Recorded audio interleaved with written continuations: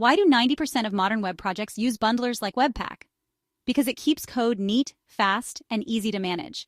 Here's how you can join them. No experience needed. Think of Webpack as a super organizer for your website's files, bringing your scripts together into one tidy bundle. First, pop open your terminal and make a new folder for your project. Head inside and type npm initty. This sets up your project's basics. Next, install Webpack by running npm install webpack cli, save dev. Now create a src folder for your code and a dist folder for the final result. Inside src, add an index.js file. This is your starting line. Want things even smoother? Add a webpack.config.js file to guide Webpack on where to start and where to put your bundle. Don't forget to add a build command in your package.json-build Webpack. Now run it npm run build and voila. Link your new bundle.js in your HTML. Ready to give it a shot? Try it and see your code come together. Webpack's